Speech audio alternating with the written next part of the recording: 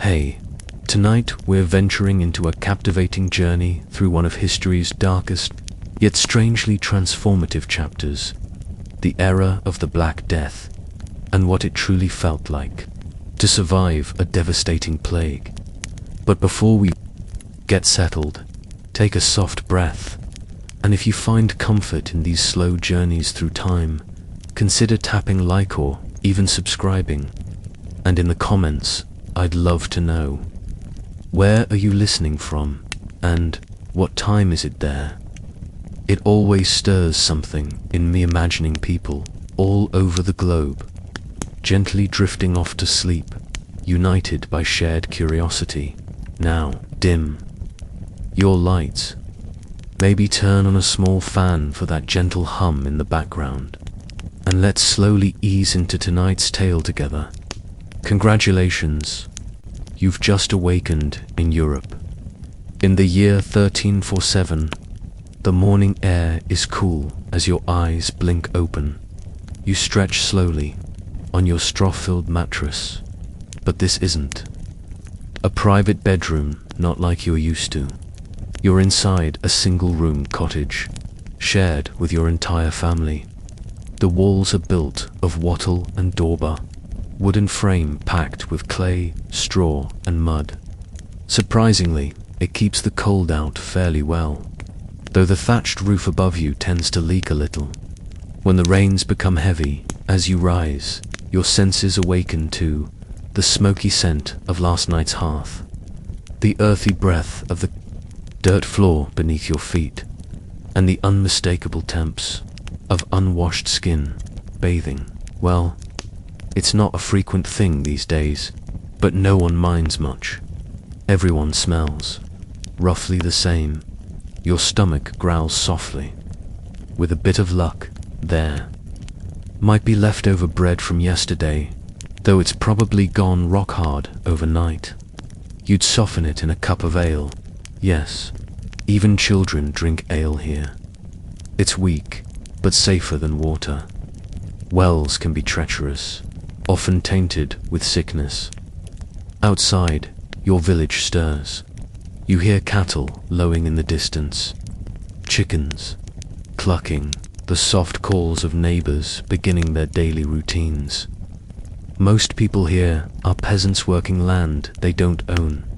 Some rent it, others are bound to it, obliged to serve the local lord. Life has rhythm here. Days are marked by the sun, weeks by the toll of the church bell, years by seasons, by planting and by harvest. It's not an easy life, but it's the only life you've known. What you don't know, what no one in Europe knows, is that everything is about to shift.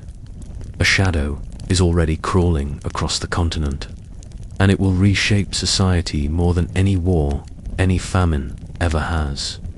The first whisper arrives by way of a merchant. He brings goods from distant lands, spices, wonders from the east. But this time, he brings something else. Stories, frightening ones. Cities falling sick, people dying by the thousands. A strange, cruel illness, fever, swelling death. Villagers cross themselves. Some whisper prayers, others scoff. Rumors, after all, are often louder than truth. The merchant moves on. Life, for now, returns to its usual rhythm, but the whispers grow louder, darker, more urgent with each passing moon. By autumn, alarm becomes real. The sickness has reached Europe's ports: Messina, Marseille, Venice. Ships drifting into harbor with no crew left alive. Just silence and bodies. God protect us all, your mother murmurs. She makes the sign of the cross, quietly. Your village begins preparing, though no one really knows what they're preparing for. Some hoard food, others turn to prayer. The healer gathers herbs and tinctures, though nothing is certain. Then the first deaths arrive. Just a short walk away, another village falls quiet. They say the victims burned with fever, begged for water, and showed strange black swellings under their arms and between their legs. Few lasted more than 3 days. Your village elders meet. Some suggest closing the gates. Others insist that trade must go on. Life hesitantly continues, but fear settles in a quiet kind of dread. Then one bright, cold morning, a boy from the mill doesn't show up for work. When someone checks on him, they find him feverish, shivering, sweating, his neck swollen with a dark boil the size of an egg. The plague has come to your village, and what follows is a horror no one could have imagined. The sickness spreads with unsettling speed. One moment, a person seems fine. The next, they're feverish, and by the 3rd day, they're gone. The black swellings, those painful buboes, give the plague its name. The pain they cause is beyond words. Some victims cough blood, a sign that the infection has reached their lungs. Those unfortunates rarely last more than a night or 2. It's a punishment from God, some whisper, and they flog themselves in penance, whipping their backs, pleading for mercy. It's the air, others insist. They carry small bundles of flowers, sweet-scented posies to ward off the bad vapors. The miasma, they believe, is what causes the sickness. Still others speak darker thoughts.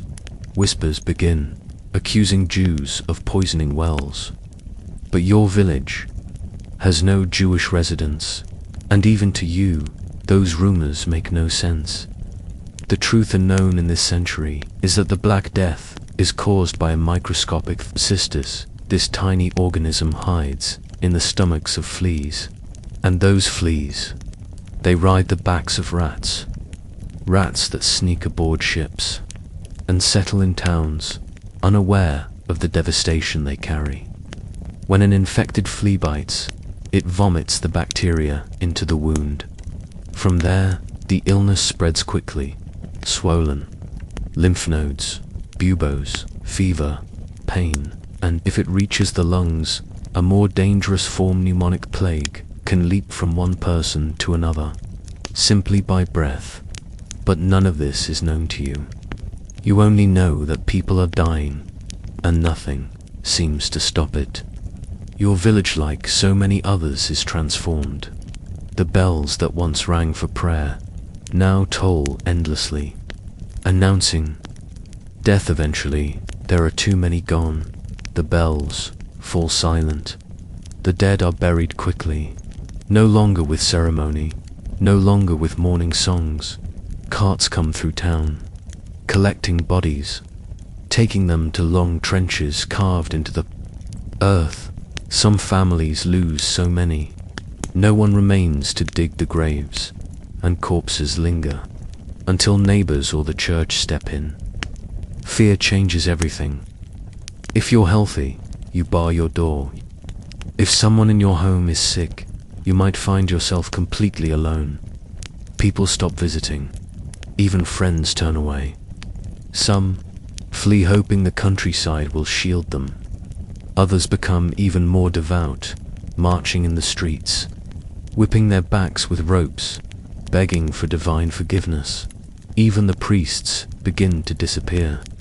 They're meant to bring comfort, but many are already gone. Their duties to bless the dying bring them too close. Some run, others stay, and most who remain eventually fall themselves. Your family has been fortunate. So far, you're untouched. But stories reach you of entire households wiped out, of children left orphaned only to die days later, of lovers separated just hours after swearing devotion. You know this luck won't last. No one's does. One morning, your younger brother says he feels strange. By midday, he's burning up.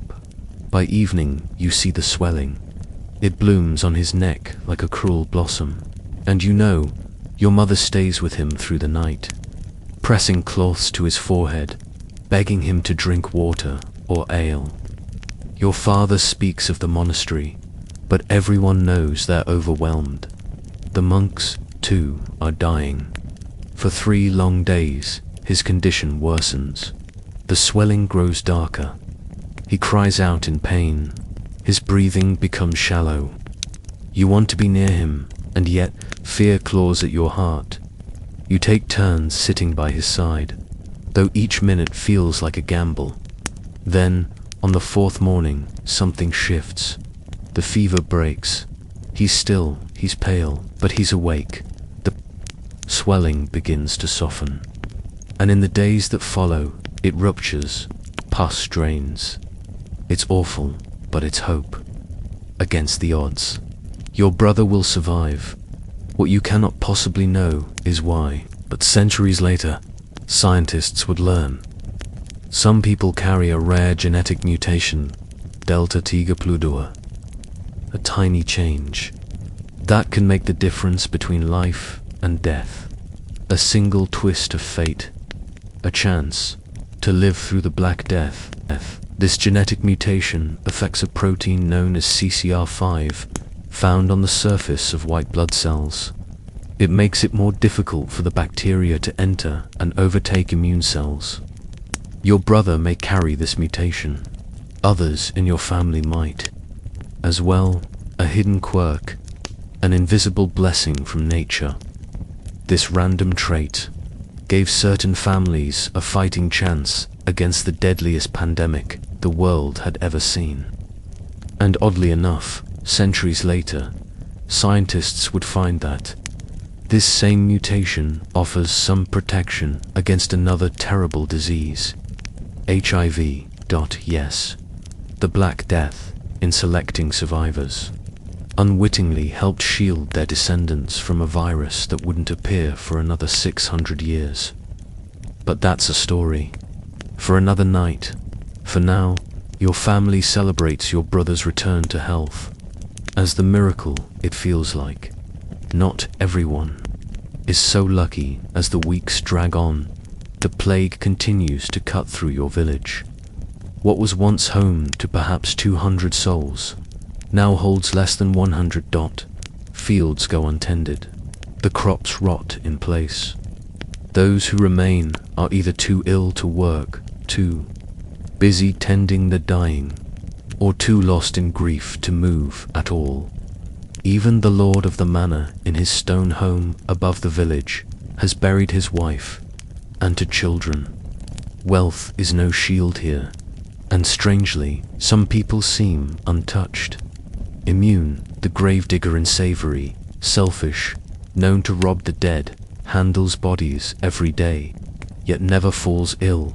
The midwife, to tireless, kind, delivers babies by moonlight and comforts the fevered by day. She remains untouched. Maybe, like your brother, they carry something hidden within them. But to medieval minds, their survival is either divine mercy or a sign of dark magic. Food becomes scarce, trade slows. What little remains becomes outrageously priced. Anything seen as a cure, a relic, a root, a sprig of mint is hoarded or sold for a fortune. As winter closes in, the plague fades. Not because of prayers, not because of medicine, but simply because of the cold. Fleas grow sluggish, rats retreat, and for a brief moment, a quiet hope settles. Maybe the worst is over, but the Black Death is not done. With spring comes warmth, and with warmth, a second wave, then another, and another still. From 1347 to 1351, wave after wave spreads across the continent, claiming between 75 and 200 million lives. Nearly half of Europe is gone. The world that follows cannot be the same. With so many dead, the feudal order begins to unravel. Labor becomes precious. Peasants gain leverage. The nobility begins to bend. Faith is shaken. Why? Did the prayers go unanswered? Why did priests flee? Medicine, too, falters. Ancient texts, long trusted, fail to explain this devastation. People begin to question, and slowly a new kind of thinking emerges. For those who live, like your brother, the gravedigger, the midwife, life will never return to what it once was. They are the survivors. But survival carries a weight. They must rebuild, reimagine, relearn. They'll reshape society, challenge the old ways, and unknowingly set Europe on the road to modernity. But that is a story for another time. Tonight, as your body relaxes, you imagine yourself beneath a deep blue sky, watching stars blink into view above your quiet village. The plague has passed, for now, and you are still here. You've lived through the darkest hour in human memory, and though you don't yet understand it, you stand on the edge of something new. The night air is still. A dog barks far off. Leaves whisper in the wind, and your breath is calm despite everything, despite suffering and fear and silence. Life goes on, and in that simple truth, there is something sacred. Humanity endures. We adapt, and somehow we carry on. The morning after your brother's recovery, a strange feeling lingers. Relief, yes, but also something harder to name. Why you? Why him? Why did your family live when so many others did not? This quiet ache, this strange survivor's guilt, is something many carry in the wake of every great catastrophe. Your brother is frail, but awake. His eyes, for the first time in many days, are clear. The wound on his neck has drained, leaving behind a dark scar. It's not pretty, but it's a reminder that he lived. A scar, after all, is far preferable to a grave. Your family treats each moment of his recovery like the fragile miracle that it is. One evening, as dusk slips in through the shutters, he whispers hoarsely, "Why did I live when so many didn't?" Your mother pauses. Midway through lighting a rush candle, she glances toward the dimming sky, then finally answers, softly, "God's will," though something in her voice suggests she isn't quite sure. The real answer, one no one in the 14th century could imagine, is far more intricate.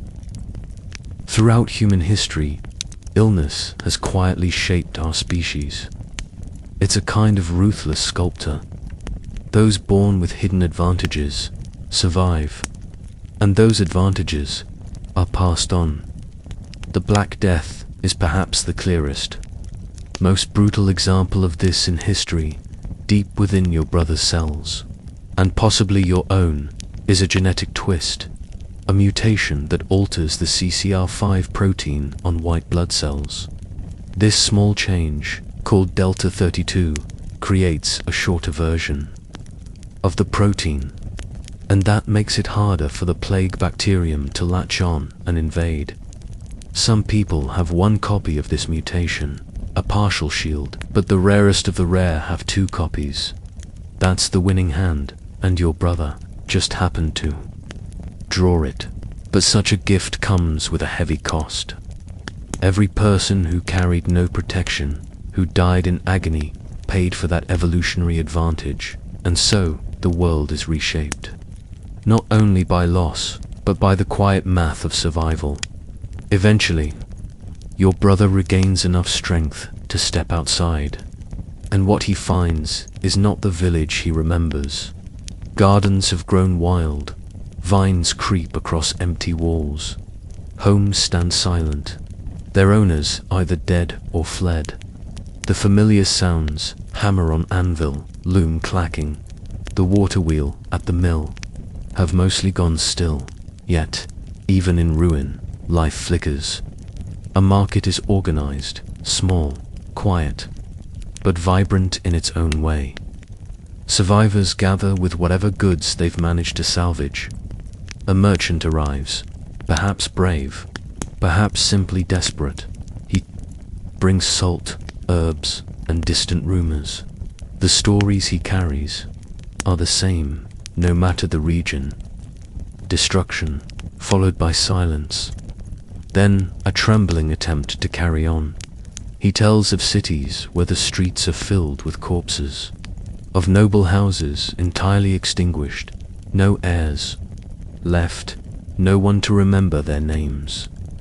He also tells of resilience. There are places where communities come together, where strangers become caregivers, where orphans find shelter and grief becomes shared. One tale stays with you. A woman not unlike someone from your village. Her name was Elizabeth. In a single week, she buried her husband and 6 children. One by one, she carried their bodies up a hill and laid them to rest. Yet she never became sick, like your brother, like the gravedigger, like the midwife. Elizabeth seems immune. Some call it fate, others call it sorcery. The merchant leans closer as he speaks of her. They say she's a witch, he whispers, touched the dead and lived. Some even wanted to drown her, but most were simply grateful she was willing to do what others feared. She buried the dead when no one else would. And so the rumors swirl, as they always do when fear outweighs understanding. Those who survive with too much luck, especially if they are women, if they are alone, or simply different, often become targets. Suspicion grows like mold in the corners of grief. But beneath all the superstition and whispers, a quiet truth remains. Some are spared, for reasons no one yet understands. Fear and superstition grow like vines alongside the plague, and sometimes they claim victims of their own. Your father listens quietly as the merchant shares his tale of Elizabeth, then shakes his head. No witchcraft in survival, he says. Plainly, some are simply stronger against the sickness. Like my boy, he places a proud, steady hand on your brother's shoulder. The merchant smiles politely, always careful not to offend someone holding silver. True enough, he agrees. In every village, there are those the plague spares. God's chosen, maybe. Winter returns with bitter winds and early nightfall. Your village has changed. There are fewer mouths to feed now. A grim blessing. Food will stretch further. But there are also fewer hands. Fewer to chop wood. Fewer to care for the animals. Fewer to mend roofs before the snow. Every small task, every forgotten chore is now a weight shared by fewer shoulders. This scarcity shifts the balance of power, quietly, irreversibly. Your father, a skilled carpenter, finds himself needed. Everywhere the lord of the manor, who once would have barked commands, now asks. He offers payment. Real coin, even food. 1 silver penny, your father says one night at dinner, his voice hushed, still surprised. 3 days' work, and a side of bacon. Such pay would have been laughable before, but half the craftsmen are gone. Now the living are worth more. This new economy spreads quietly like morning fog across the land. Farm workers are rare and suddenly essential. Those who once lived at the edge of starvation can now demand wages. And get them, noble families seek out help. Even servants with the simplest experience are prized women, to begin to find space in this reshaped world. Some widows choose not to remarry. They run the shops left by their husbands. They manage inns, they brew ale. They survive guild rules that once barred women from many trades are quietly ignored. A woman nearby takes over the village forge after her blacksmith husband passes. It causes a stir, but no one can replace her. And the work must be done, even SERFS. Peasants once bound by law to the land feel the shift. Lords, desperate to keep fields from going fallow, offer freedom in exchange for loyalty. Others simply leave. With so many dead, there's no one left to chase them down. The old rules fade, and so, little by little, a rigid society begins to bend. Not everything changes right away. The feudal system doesn't fall in a single season, but the roots have cracked, and in time, those cracks will widen. As for your family, you do what people always do. You adjust. Your brother grows stronger, though he still tires quickly. Your father's skills keep food on the table. And more, your mother begins taking in laundry from the manor house. Work once scorned now, paid fairly, and you find something unexpected. Opportunity, the parish priest, one of the few who stayed when so many ran or died, needs help with the church records. You can read just a little, taught by your mother, who once served in a noble house, for a peasant child. This is rare and valuable. You sit beside him, copying names, dates, the dead and the baptized. It feels important. It feels like something new then. Spring. The frost softens. Birdsong returns, so does the fear. But also a cautious hope. The warming air brings signs of renewal. Crops begin to sprout again. Wildflowers return to the meadows. Birdsong once more fills the trees, and with it, a soft illusion of normalcy. But warmth brings more than life. It also brings the conditions the plague prefers. By early summer, new cases emerge. A second wave. This time, it's not as catastrophic. There are fewer people left to infect, and perhaps some carry resistance now. Still, each new loss tears open wounds barely closed. The grief resurfaces, quiet but sharp. One afternoon, while helping the priest update the parish death register, a record now thick and mournful, you ask something that's been pressing at you. Father, why did God send a plague? The priest looks older now than he did just months ago. Lines crease his face like dry riverbeds. He considers your question and answers slowly.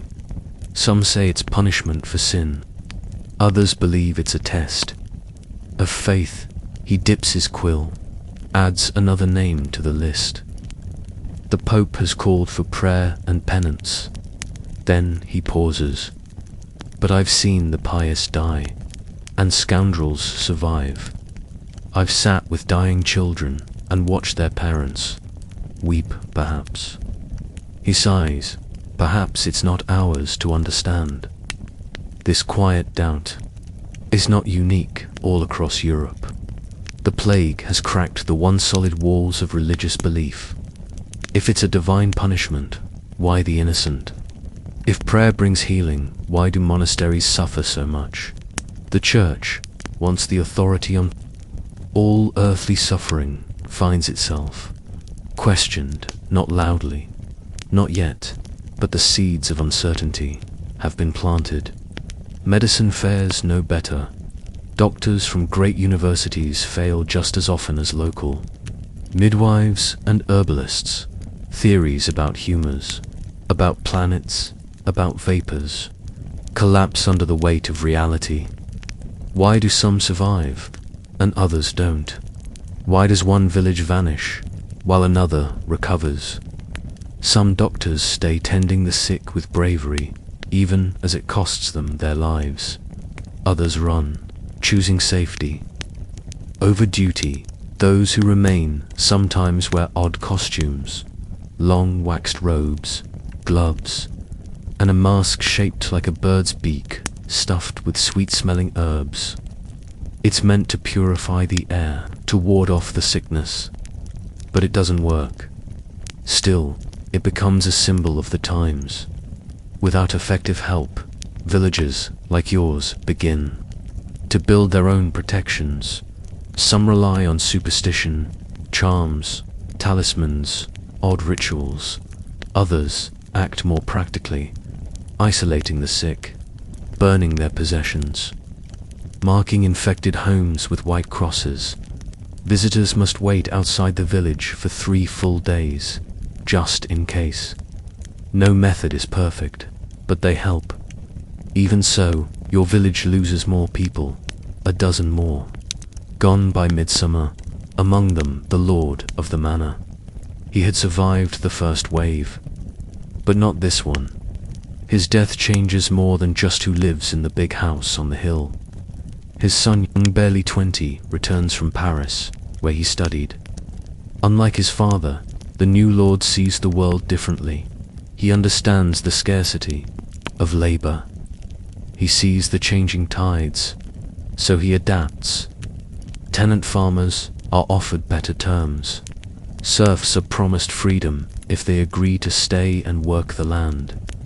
Those with rare skills like your father are granted privileges once reserved for men of rank. The old rules are giving way. Not all nobles adjust as quickly. In nearby manors, some lords cling to the past. They try to tighten restrictions, forbid peasants from leaving, punish those who ask for higher wages, use force to preserve their old authority. But these efforts don't last.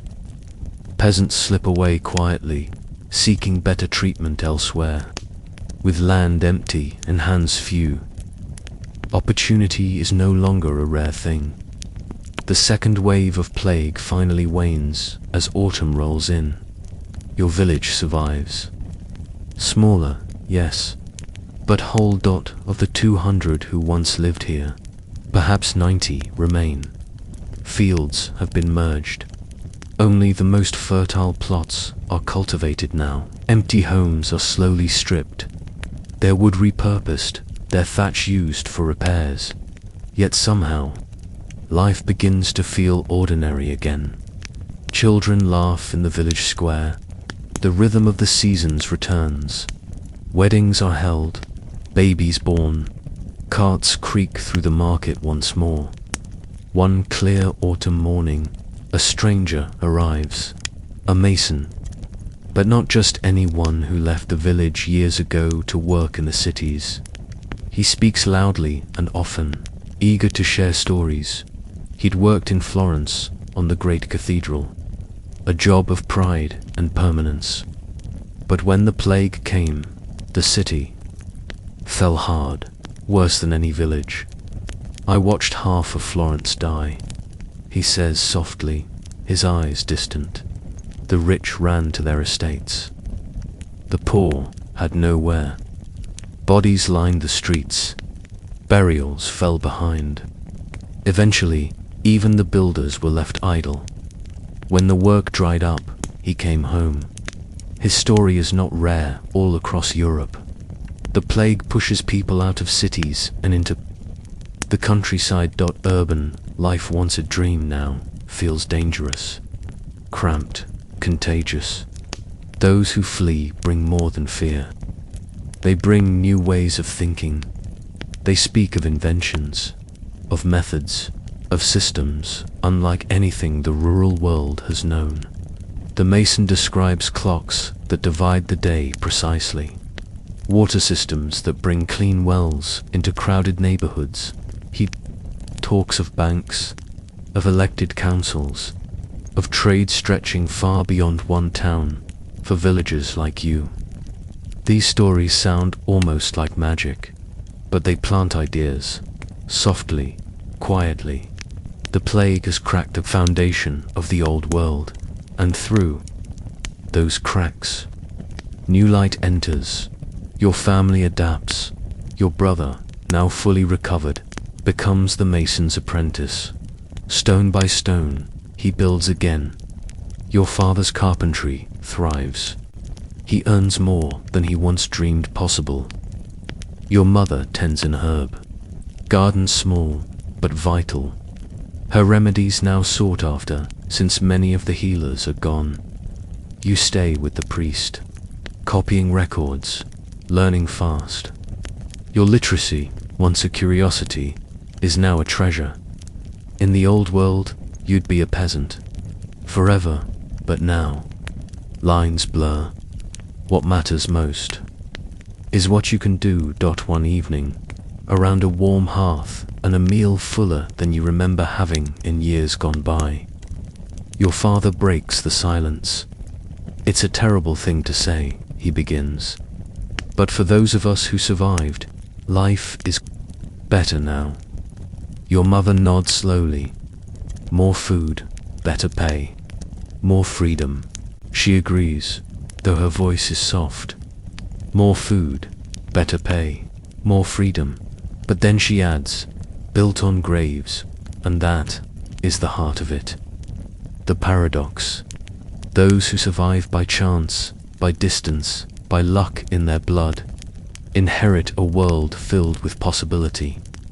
Opportunities undreamed of in the rigid, crowded society that came before. But those opportunities are paid for in millions of lives. Families lost, villages emptied, libraries gone, songs forgotten. No one survives untouched. Later that night, as sleep approaches, you stare up at the low wooden ceiling and wonder about what comes next. The plague has gone quiet, but it will return. That much is certain, it always does. Yet humanity, in all its fragility, survives, adapts, learns, slowly, over generations. We gather the knowledge to fight back. One day, centuries from now, we will conquer this hidden enemy. But tonight, you can't know that. What you don't yet see is that you're standing on a hinge of history, a turning point. From these ashes, the world begins to change. The Renaissance is already whispering, the feudal system, beginning its slow decay. The church, once unchallenged, is now questioned. Even the human body, its very biology, is being reshaped by this silent trial. Your brother's survival isn't just a family's miracle. It's evolution written into your blood. Tomorrow you'll wake to a changed world and begin, as all survivors do, to build again, to remember, and to move forward, because that is what plague survivors have always done. They rebuild, they endure, and in doing so, they reshape the future. The echoes of this rebuilding will be heard for centuries. But this isn't the only story. Far from it. The Black Death of the 14th century was only the beginning of humanity's long dance with this invisible adversary. As the quiet of night deepens and your breath slows with rest, let us shift to a new place. A new time. 300 years have passed.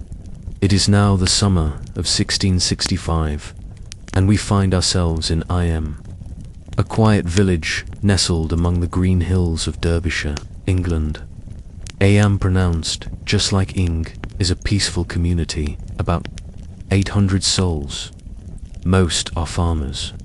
Some mine lead from the limestone ridges. Life here follows a gentle rhythm. Villagers rise with the sun, tend their fields, walk to the stone church of St. Lawrence, and gather at the tavern in the evenings to share stories and laughter. It's a close-knit place, woven together by generations of shared joy and hardship, but they do not yet know that they stand at the edge of a terrible decision, one that will seal their place in history and mark their village forever.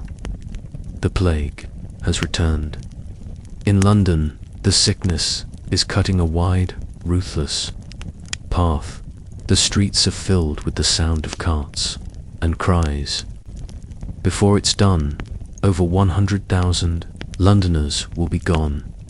This outbreak will come to be called the Great Plague of London, the last major wave of bubonic plague in England. For now, though, IM feels distant, safe, isolated.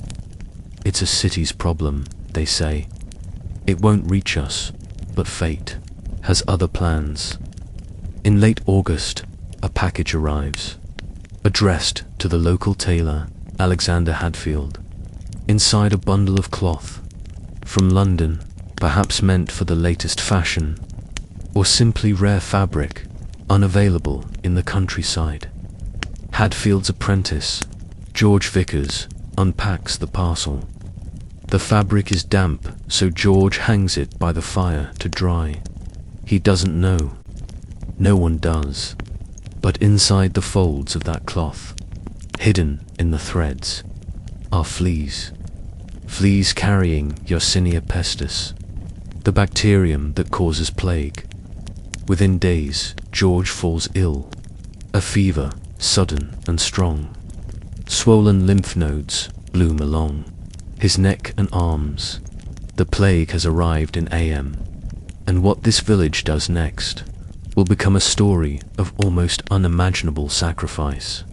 The village watches, frozen, as the young man declines. George Vickers, strong, healthy, full of future, is now motionless in his bed. On September 7th, he dies, the first victim of the plague in AM. Panic ripples through the village like a chill wind across the hills. More people sicken. By month's end, 4 more are dead. All lived close to George's lodging.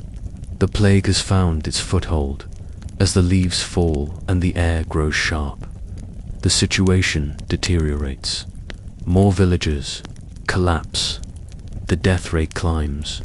Some families lose 3 or 4 members in a single week. The gravediggers can hardly keep up. The natural instinct, the one that saved lives for centuries, is flight. And so, those who can afford to flee begin. Packing dot, even in London. King Charles II has already escaped to the countryside. The wealthier families of a harem begin preparing to leave too. But at this crossroads, 2 men step forward, and they change everything. William Mompesson, the newly appointed rector of AM, and Thomas Stanley, his predecessor, a man of Puritan belief. Different doctrines, different views, but now a shared purpose. They make a radical proposal. AM, they say, should quarantine itself. Voluntarily, no one leaves. No one enters. By doing so, they'll contain the plague. They'll save other towns, other villages from devastation. But they will pay the price. It's an unthinkable request. A death sentence offered in the name of mercy. And yet, the villagers agree. Quietly, collectively, courageously. The boundaries of a ham become sacred. Lines drawn in chalk and stone. Outsiders leave food at marked rocks beyond the edge of town. The Earl of Devonshire, from nearby Chatsworth House, pledges to help in return. Coins are left in shallow holes filled with vinegar, believed to cleanse away the sickness, and so begins one of the most hauntingly noble acts in the long history. Of plague and people, summer fades into autumn, then winter, then spring. But inside the sealed village, death continues. The churchyard fills. Soon, people are buried in gardens, in pastures, beside their own doorsteps. Houses go silent. Whole families gone dot, and yet, from the silence, stories rise. One such story belongs to Elizabeth Hancock. She lives at Riley Farm, on the edge of the village. In the course of just 8 days, August 1666, she loses everything. Her husband, her 6 children, All of them no one dares help. Her neighbors watch from afar, helpless. So Elizabeth does the unthinkable, alone. She drags each body to a field near their home. She buries them, one by one, and still. She does not fall ill like others we've met. She may carry the CCR5 Delta 32 mutation, the quiet twist of biology that sometimes decides who lives and who DOESN.2. Today, the Riley graves still stand, a monument to sorrow, to strength, and to unimaginable endurance. But not all the stories of AM are solemn or selfless. Some are darker. Take, for instance, Marshall Howe, AM's unofficial gravedigger. As more villagers died, Howe took on the grim job of burial, not out of duty, not out of love, but because he saw an opportunity. He looted the homes of the dead before laying them to rest. It's not noble, but it's human. Yet despite exposure to countless infected bodies, he too never became sick. Another strange survivor, another carrier, perhaps, of the Delta 32 mutation. The plague moved through AM with cruelty, but within the wreckage, it left behind a handful of untouched souls. Some brave, some selfish, all changed, and still the village remained sealed. Their promise held, they endured, and in doing so, they protected everyone around them. Marshall Howe's story holds a strange kind of mystery. He handles dozens, perhaps hundreds, of plague-ridden corpses. He enters houses that no one else will approach. He touches the dead without hesitation. By all logic, he should have been among the first to fall, but he doesn't. He survives, without fever, without symptoms, without explanation. Modern science offers a clue. Howe may have carried the same genetic mutation, CCR 5 Delta 32, that protected others. What he called luck was really a silent twist in his DNA, one that closed the door to the plague bacterium before it could take hold. His story is part science, part survival, part strange legend, but there are others, quieter stories that pierce the heart, like that of Emmett Seidel and Roland Torr, two young lovers separated by the quarantine. She lived in IM, he in a neighboring village just beyond the boundary. They could not touch, they could not meet, so they found a compromise. They gathered at a distance on opposite sides of Cooklet Dell, a ravine that marked the edge of the village. There they stood apart and called softly to one another, words of comfort, of love, of longing. Day after day, Roland came, and Emmett answered. Until she didn't. As spring turned to summer, Roland stood alone, waiting, calling, hearing nothing. Only, when the quarantine ended, did he learn the truth.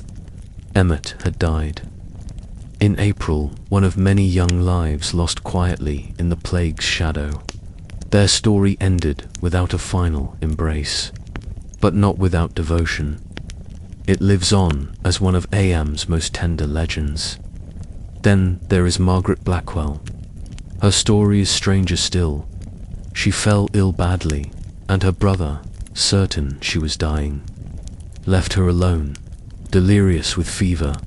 Margaret staggered into the kitchen, desperate for something to drink. She reached for a container, thinking it was milk, but it wasn't. It was bacon fat. She drank it, and she lived for generations. People in IM told the tale. Bacon fat cures the plague. In truth, she likely carried the same genetic resistance that spared others. The fat didn't save her, but the story gave people hope. And in desperate times, hope is a kind of medicine too. Through it all, the village's spiritual leaders did what they could. William Mompesson, who helped lead the quarantine, paid dearly for his courage. His wife, Catherine, died in his arms in August 1666, at the height of the outbreak. Afterward, he wrote to his children who had been sent away to safety. "The condition of this place is very sad," he said. "I am so weak, I can write no more." But he stayed. He continued his ministry until the very end. Church services were moved outdoors to Couplet Dell. Fresh air was thought to slow infection. Villagers stood far apart as they prayed. It was in many ways an early form of what we now call social distancing. Even as death pressed in from every side, they held on to what they could: faith, community, each other. Of course, not everyone was noble. There were moments of fear, of selfishness. Some refused to help neighbors. Others stole from the dead. One woman, Mary Cooper, tried to escape, fleeing toward Sheffield. She was caught and returned to I Am. But those acts were rare. The real story of I Am is not one of panic. It is one of sacrifice. By the time the plague ends in November 1666, it has ravaged the village for 14 long months. Of the 800 who once called I Am home, only about 340 remain. Entire families are gone, lineages erased.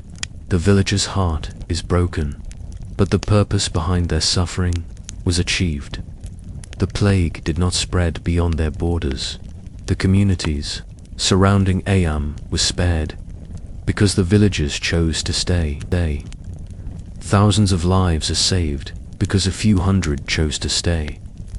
They chose death, if needed, over the risk of spreading the plague beyond their hills and in the quiet. As the wind shifts and the last breath of illness fades, they begin to rebuild. They do not know that their story will echo through the centuries. They cannot imagine that 300 years later, their sacrifice will still be spoken of with awe. They don't know that this would be the last major outbreak of bubonic plague in England. They don't know that Yersinia pestis, the particular strain that struck in 1665 and 1666, would somehow fade, that improvements in sanitation, in building materials, in managing rats, would slowly break the plague's grip.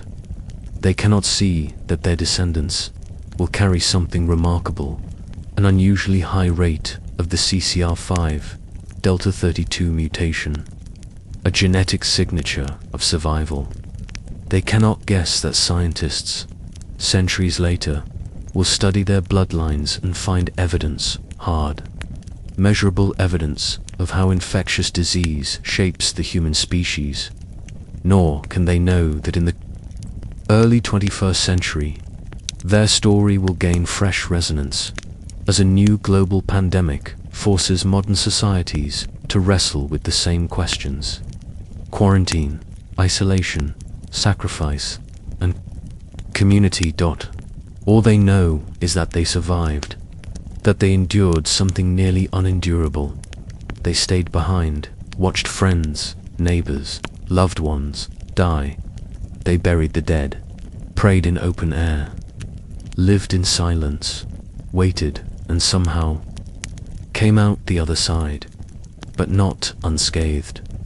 When the plague finally loosens its grip, the survivors face a village in ruin, fields abandoned, shops shuttered, homes crumbling, whole families gone. Children without parents, elderly without help, houses with no heirs, property in limbo.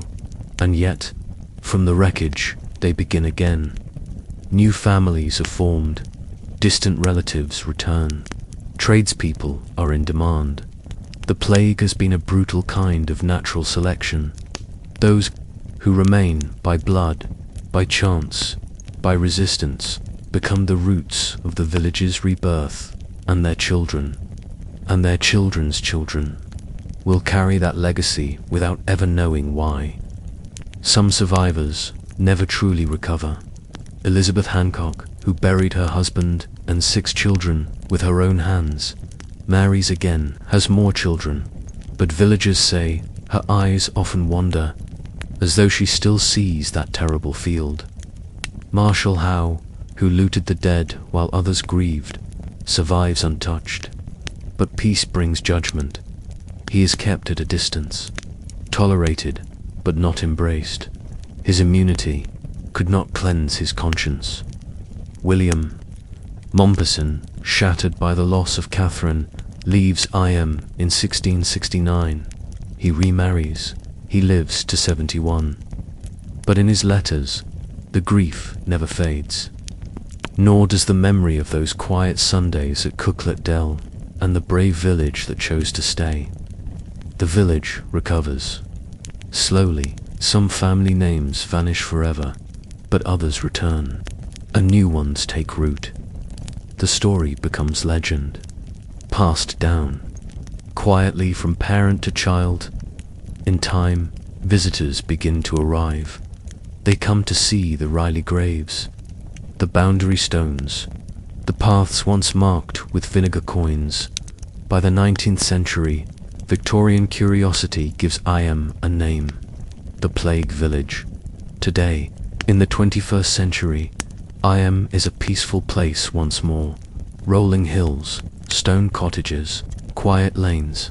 But if you pause by the field at Riley Farm, or stand where lovers once whispered across Cooklet Dell, you may still feel it, the echo of sacrifice, the quiet strength of a village that gave everything so others might live. The Village Museum in AM preserves the memory. Inside, you'll find records, photographs, letters, and the quiet testimony of a community that faced the unthinkable and chose compassion. The parish church still holds artifacts, and every year since 1866, a special service is held, Plague Sunday, a day to remember not just the suffering but the sacrifice. But AM is not just a story. It is still a living village. People walk its narrow lanes. Children play in its gardens. And in the cottages of stone still live the descendants of those who stayed.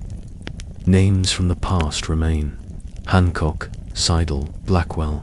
Some have even tested positive for the same CCR5 Delta 32 mutation that may have protected their ancestors. A trace of resistance carried silently from one generation to the next. The story of Iam reminds us that history is not just names and dates. It's people, living, breathing, loving, grieving, facing impossible choices, and choosing to protect. Others, they didn't act for legacy. They didn't imagine their story would last. They acted because it was right, and that, perhaps, is what makes their sacrifice so lasting.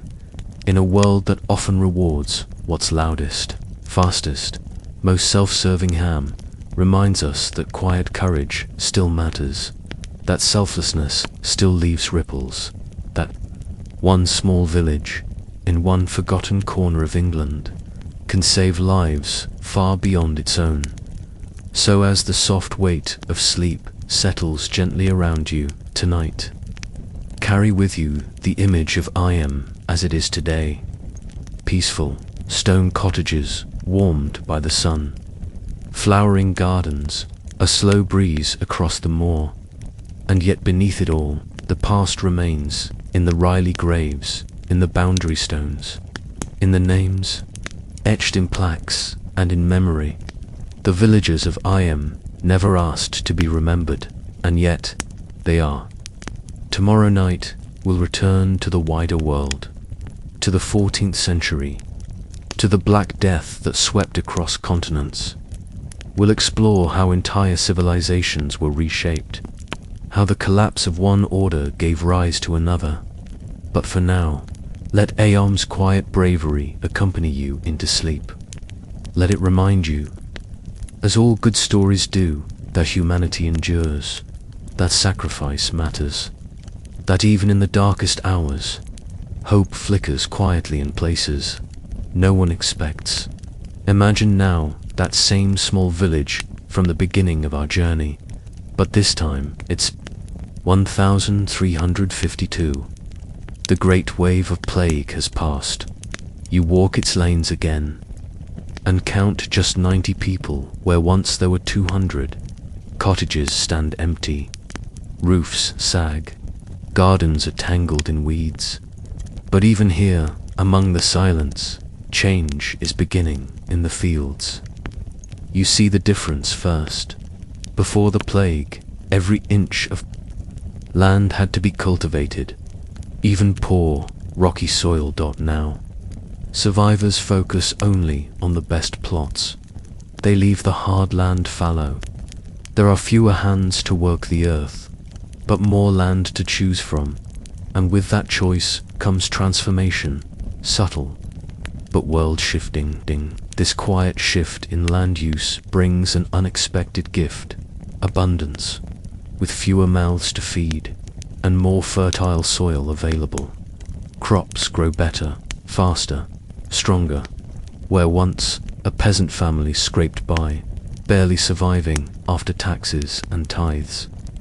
Now they often harvest a surplus. After centuries of hunger, this feels miraculous. A modest reward for the deep, immeasurable grief of losing half the village. Diets improve too. Before the plague, most peasants lived on grain, bread, porridge, and ale. Meat was rare. Cheese, a luxury. Butter, a dream. But now, pasture land expands. Animals are raised more easily, and slowly tables begin to change. Meat appears again, so does cheese, and butter, golden and warm. People grow stronger, taller, healthier. It's a quiet transformation, but it changes everything. The greatest change, though, comes not on the plate, but in the balance of power. The plague has taken half the population, but fields still need to be plowed. Crops must be harvested, wool spun, buildings repaired. There is more work than there are hands to do it, and that gives survivors, peasants and craftsmen alike, new leverage. Take Thomas Fletcher, a ploughman, ordinary, unremarkable before the plague. He once worked 6 days a week for the right to farm a small patch of land. If he complained, he was easily replaced. Not anymore now. With workers scarce, the steward of the manor comes to him and offers something extraordinary: more land, fewer labor days, and freedom to work for wages on other estates. Not out of kindness, but out of necessity. Without Thomas's skills, the fields go unplowed, and even the Lord will go hungry. This scene plays out all across Europe. Peasants who were once tied to the land now have options. Landlords begin offering freedom in exchange for loyalty, and some simply switch from labor service to rent. Skilled workers benefit most: carpenters, masons, weavers, blacksmiths. Their wages double, triple, even quadruple. A carpenter, once poor, now builds a home with 2 rooms. He eats meat 3 times a week. His wife wears linen. He begins to live, not just survive, and this terrifies the nobility. To the lords and merchants, the world is unraveling. Former serfs walk like free men. Labourers dine like minor gentry, so they push back in England. The government issues the Ordinance of Labourers in 1349, followed by the Statute of Labourers in 1351. These laws forbid higher wages, ban peasants from moving in search of better work, fix prices on food and services. France enacts similar rules, so does Florence, and Castile in Spain. But they all face the same truth: the labor shortage is too Great dot and the old world can no longer hold. The pressure becomes too great. The math too stark. There simply aren't enough workers left to enforce the old rules. In the countryside, local officials look the other way. After all, they depend on good relationships with the few workers who remain, and so the people get creative. A carpenter, forbidden by law to earn more than a fixed wage, is paid instead with food or a new cloak or a place to live. A farmhand works slowly unless given better terms than the law permits. Everyone negotiates before the plague. A lord may have had 100 peasants working his land. Now he has 50, maybe less. Fining or jailing a worker only makes the problem worse, and if he pushes too hard, his workers might simply leave. There are always other fields, other lords, other villagers willing to welcome strong hands, and eventually, something breaks in France. Peasants revolt in 1358. The Jacquerie Rebellion erupts in the countryside around Paris. They attack castles, burn manor houses, strike out at the nobility that has ruled over them for centuries. The rebellion is crushed, but the message is clear. The peasants are no longer afraid in England. Tensions simmer longer, until 1381, when everything explodes. The peasants' revolt begins, led by Wat Tyler, Jack Straw, and a radical priest named John Ball. Tens of thousands march on London. They demand an end to serfdom, the abolition of poll taxes, a new kind of equality. John Ball preaches a simple question. When Adam delved in Eve's span, who was then the gentleman? If God created all men equal, who gave nobles the right to rule? The revolt is put down with broken promises and brutal force. But the ideas, they don't. Disappear for the first time in living memory. Peasants openly question the very foundations of the social order. They begin to see what they deserve, not as charity, but as right. The laboring classes have changed, and they won't go back. These shifts aren't limited to villages and fields, cities. too. Transformed. Urban centers were hit hardest by plague. Florence lost up to 75% of its population. The streets once filled with crowded houses are now half empty. Suddenly, homes become available. Affordable. Apprentices are promoted to masters. Years ahead of schedule, guilds have lost too many of their senior craftsmen. Women, to find space that once was closed to them, take much. A weaver's widow in a small town. Before the plague, she helped in her husband's workshop, but guild rules barred her from becoming a full artisan. When her husband dies, she inherits his loom, his tools, and years of skill. The guild faces a decision: enforce tradition or adapt. They choose to adapt. Margareta is admitted as a full guild member, not out of generosity, but survival, across Europe.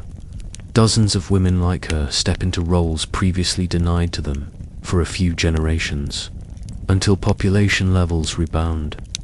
Women enjoy freedoms rarely seen before, not just in work, but in status. Even art begins to shift. The mass death of the plague leaves its mark on the human imagination. A new theme emerges. Memento mori, remember, you will die. Skeletons appear in paintings, grinning skulls. The Danse Macabre, a great chain of skeletons leading kings and paupers alike to the grave. But there is something else too, a renewed love of life. Alongside the darkness comes beauty, color, joy, a new awareness of how brief and precious life can be. It sparks a different kind of awakening, one that will blossom in the generations to come, and eventually become the Renaissance. The survivors, perhaps newly aware of how fragile life truly is, begin to live more fully. They embrace beauty, they seek comfort, and where they can, they enjoy luxury.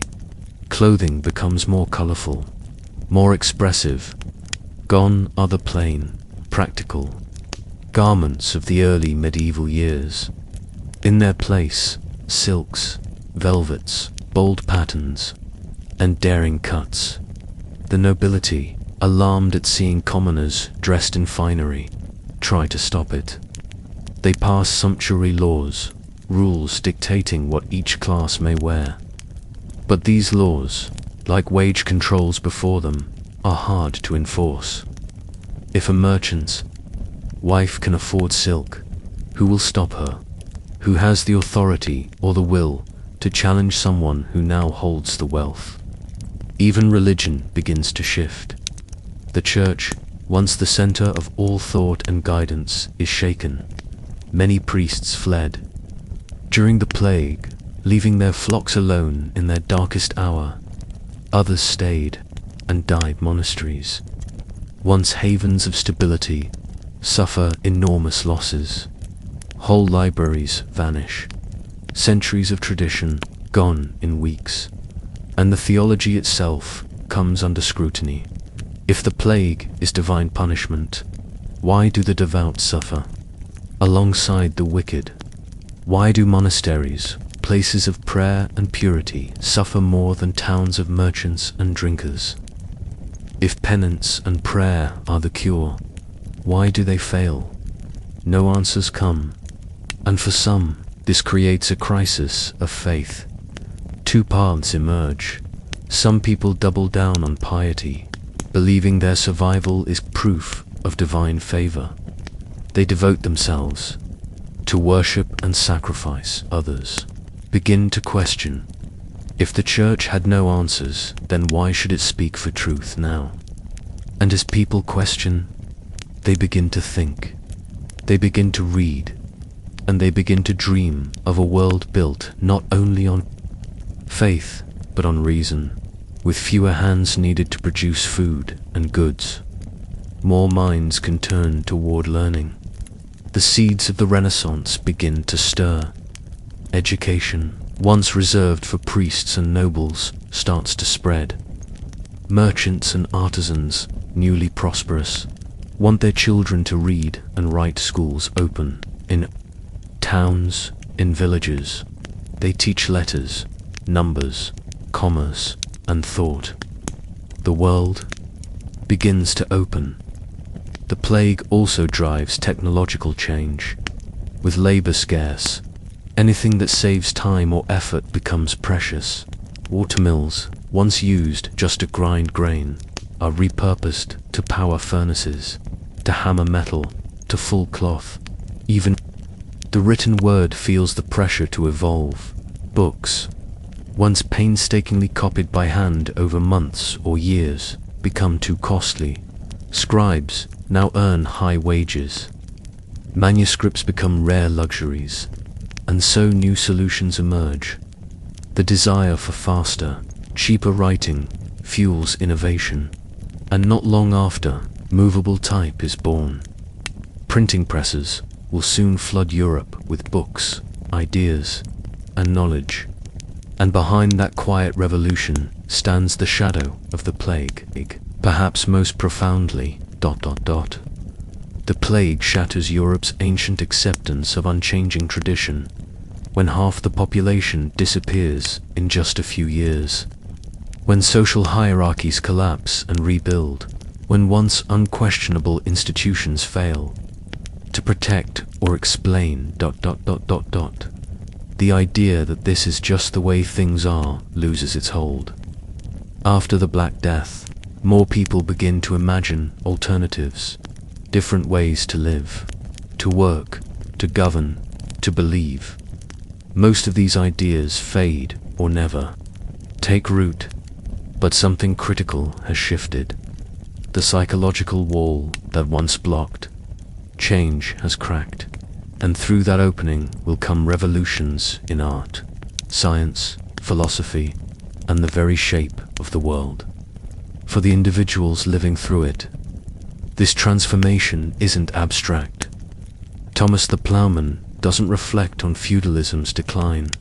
He's just negotiating better terms so his children can eat more than bread and broth. Margarita the Weaver doesn't think of herself as a feminist pioneer. She's simply feeding her family after burying her husband. But those thousands of small decisions, those quiet adaptations by ordinary people in extraordinary times, begin to wear away the stone structures of the old world. Like water, soft and persistent, carving new paths through even the hardest rock. Not all the changes bring joy. Landowners suffer, charities collapse. Outlaws find refuge in forgotten places.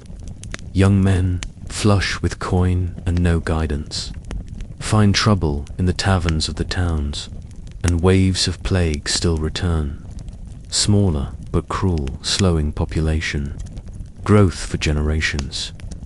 It isn't until the 1600s that Europe recovers to the numbers it once knew, but in that long pause, a new world takes root. One where peasants like your brother can take over land abandoned by death.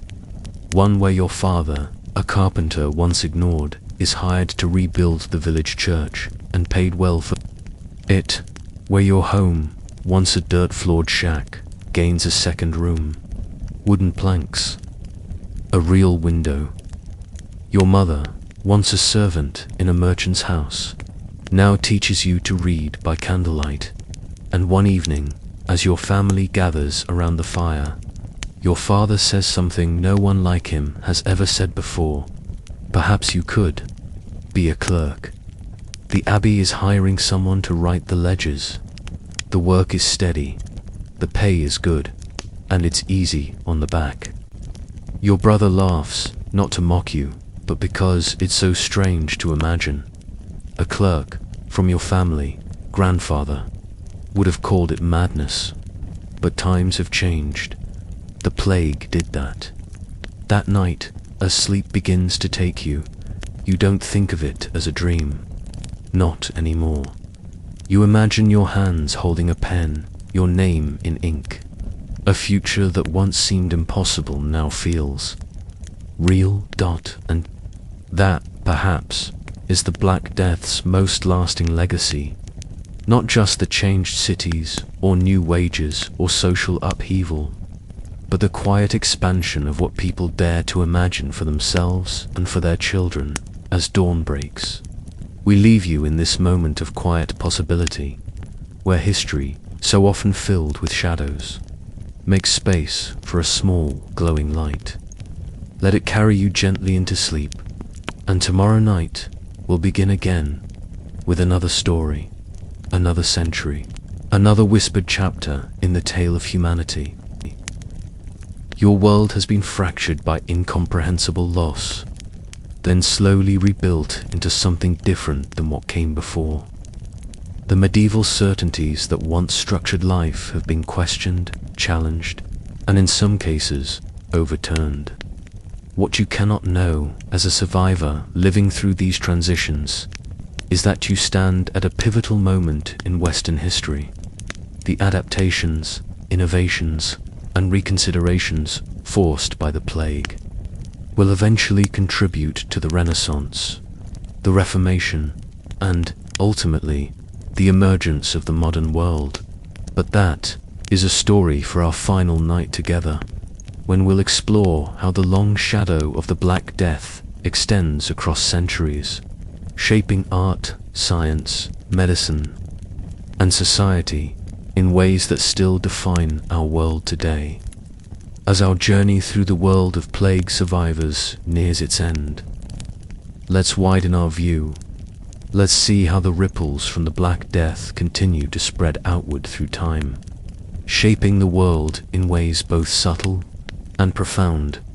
The echoes of this medieval catastrophe still resonate today, in our bodies, our societies, and our understanding of illness.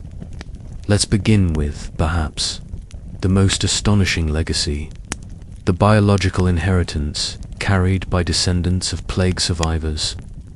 Remember the CCR5 Delta 32 mutation we discussed? That genetic quirk that shielded some medieval Europeans from the plague. This tiny variation in DNA didn't disappear when the plague receded. It was passed down through generations, enriched in the European gene pool, because those who carried it were more likely to endure and have children. Fast forward 600 years to the late 20th century, a new pandemic arises, HIV, AIDS. It devastates millions across the globe. Medical researchers racing to decode this new disease make a startling observation. Some people appear naturally resistant to HIV infection, despite repeated exposure.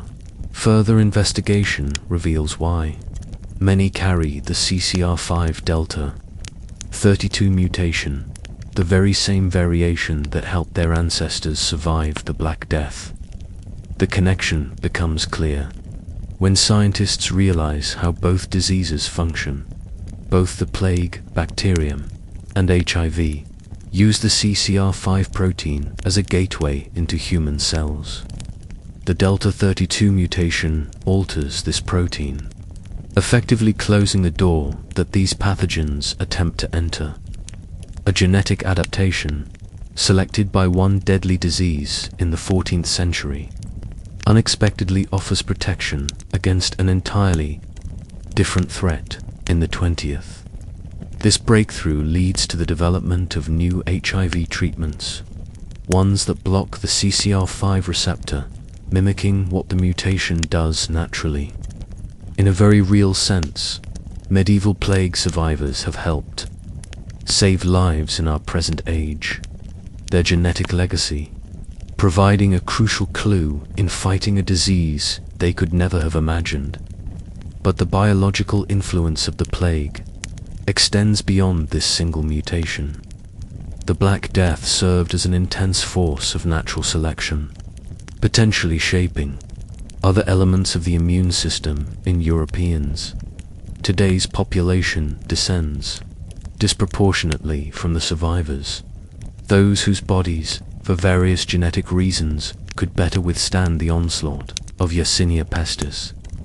Some scientists propose that certain autoimmune conditions, more prevalent in European populations, where the immune system attacks the body's own tissues, might be an unintended result of this ancient selection.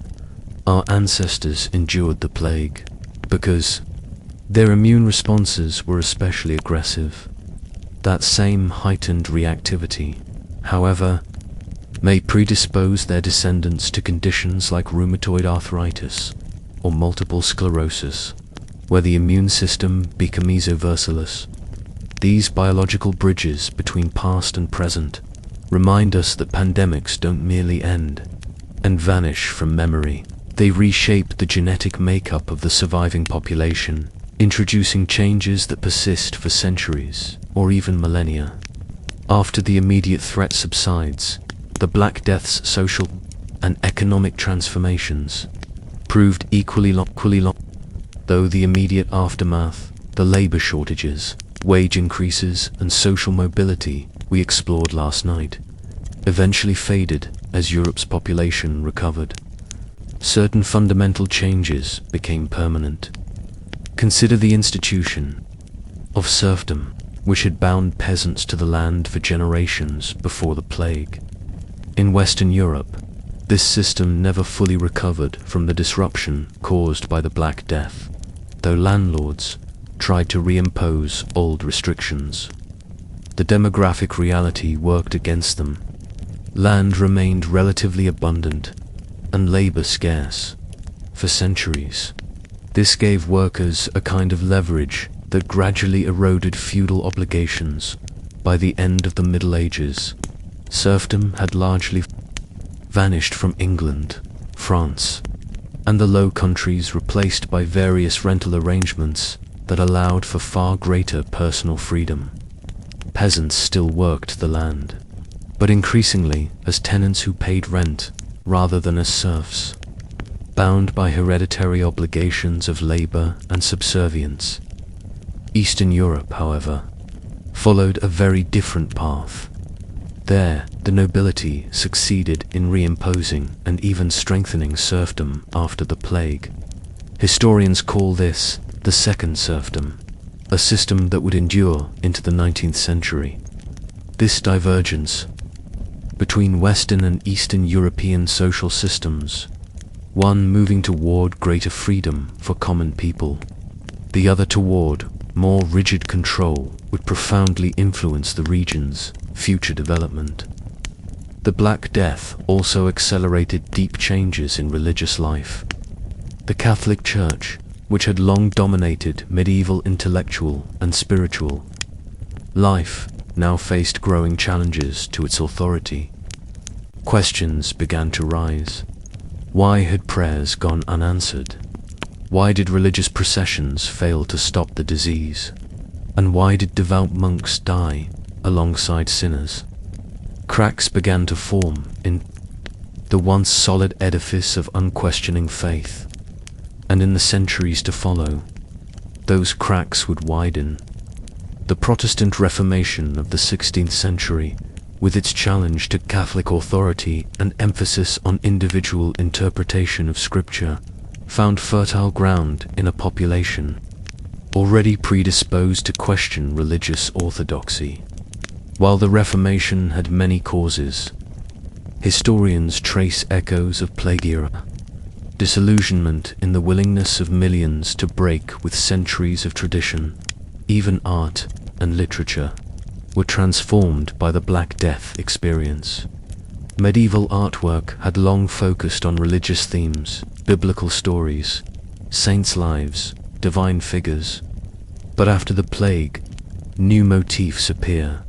The dance of death, showing skeletons leading people of every social class to the grave.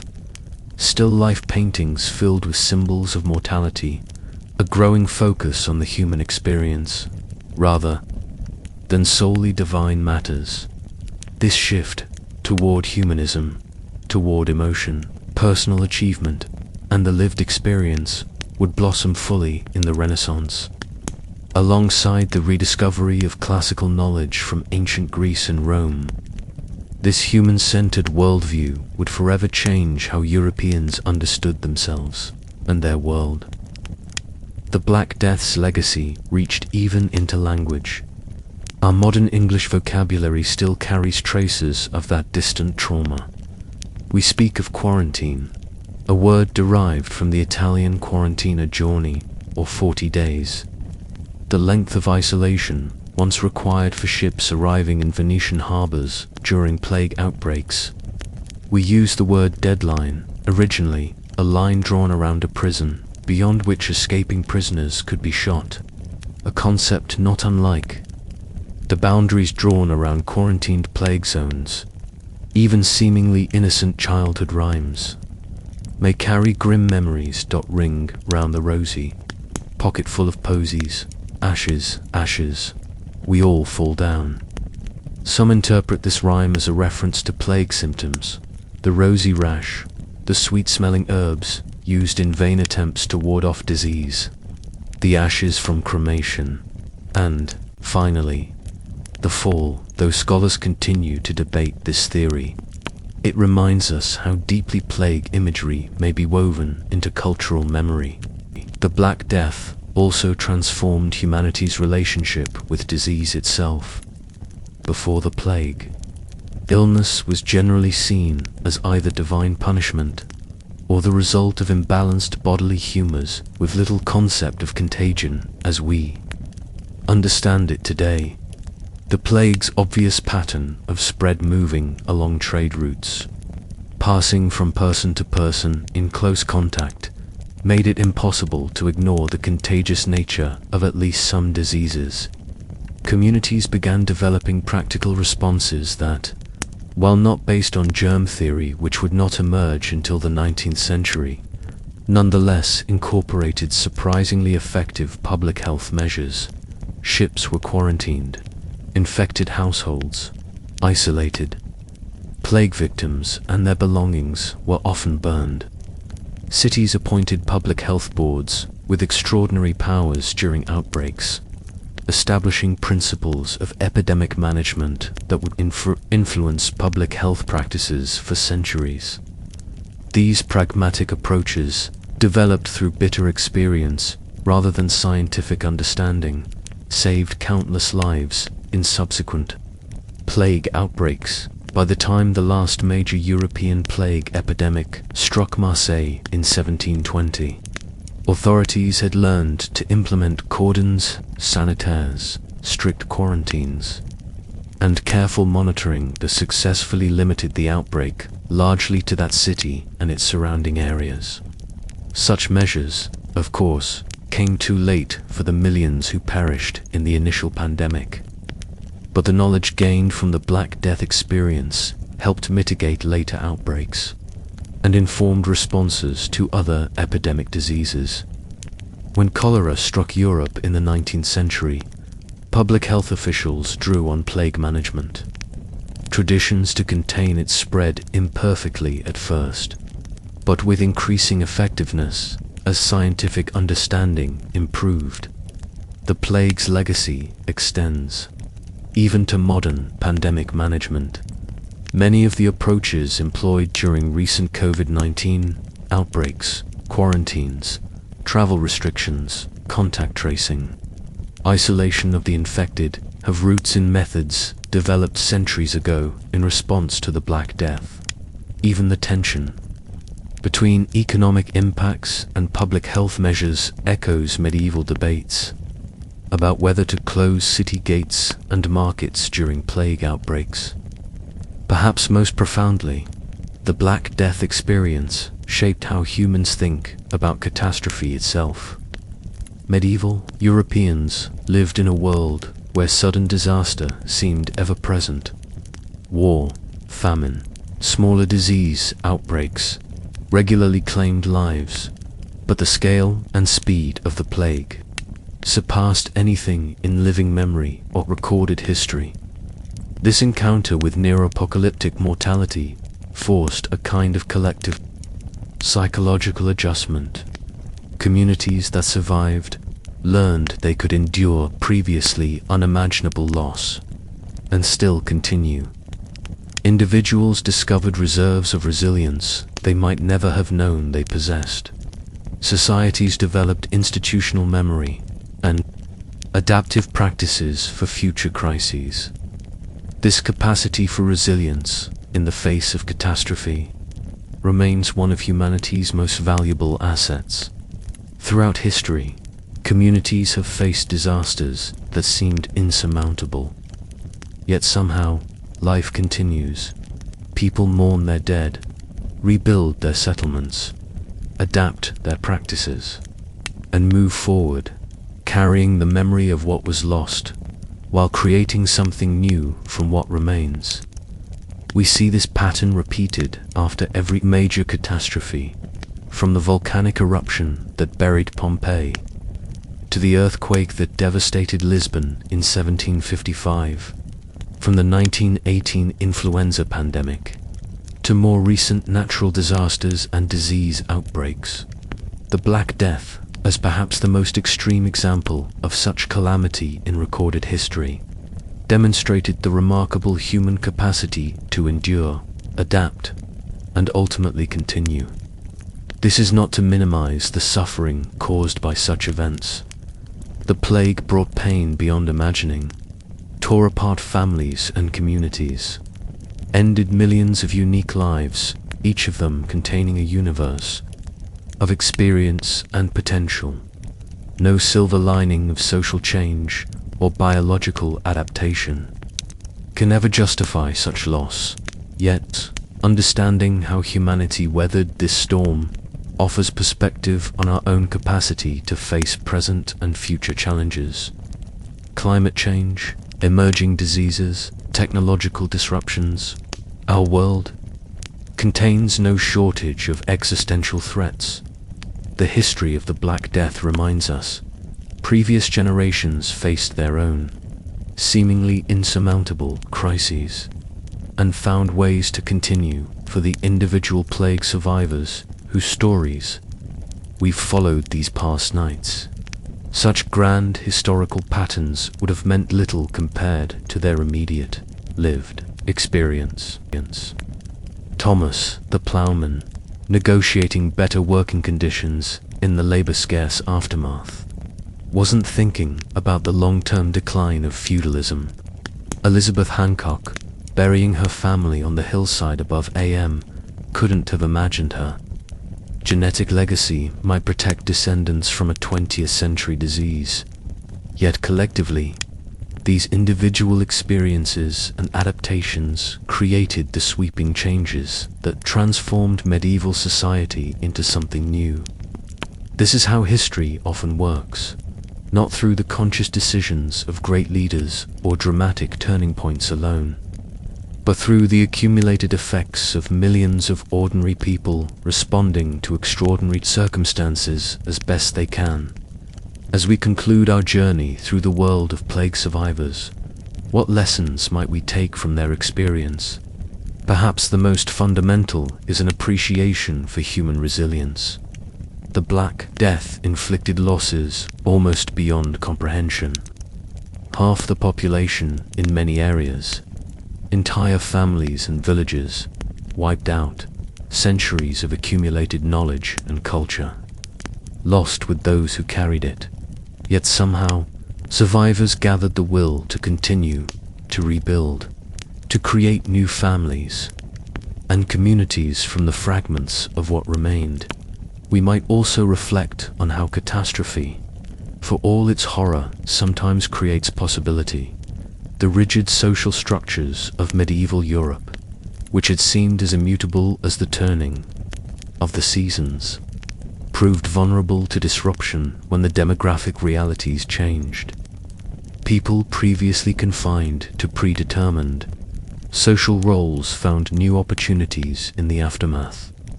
Though we would never wish for disaster as an agent of change, history shows that transformation often emerges from crisis.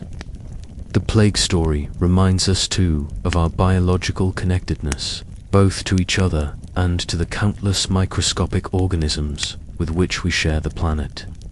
The Black Death, bacterium, Yersinia pestis, shaped human genetics, social structures, economic systems, and cultural expressions in ways that continue to influence our world today.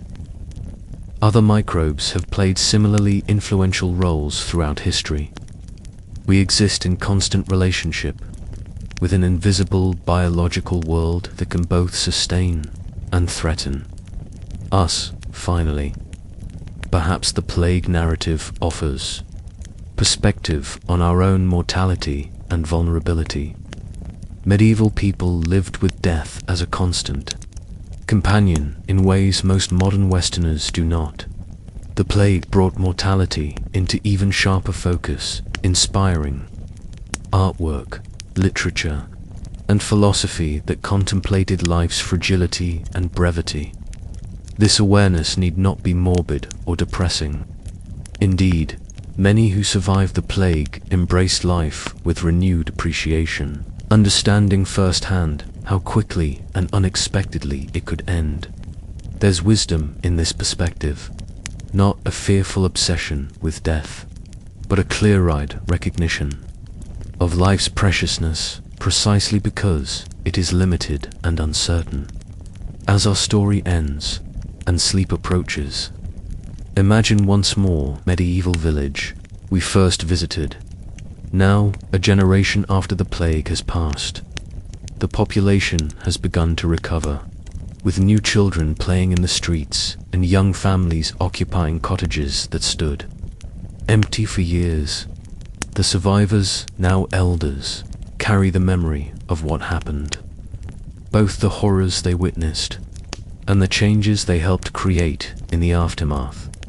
They could not know how their experience would echo through centuries, influencing everything from genetic inheritance to social structures, from artistic expression to approaches to public health They simply lived their lives as best they could in circumstances they never chose, displaying that remarkable human capacity for adaptation and perseverance that has carried our species through countless challenges. And perhaps that's the most comforting thought to carry into dreams, that we, like those plague survivors, possess resources of resilience and adaptability we may not recognize until circumstances demand them, that life, for all its fragility, exhibits a persistent tendency to continue to rebuild, to find new paths forward when old ones are blocked. The Black Death survivors could never have imagined our world, with its medical technologies, instant global communication, and scientific understanding of the very bacterium that caused their suffering. Nor can we fully envision the world our descendants inhabit generations hence. But like those medieval ancestors, we move forward, carrying both the wounds of past catastrophes and the insights gained from surviving them, contributing, in ways both small and large, to the unfolding human story.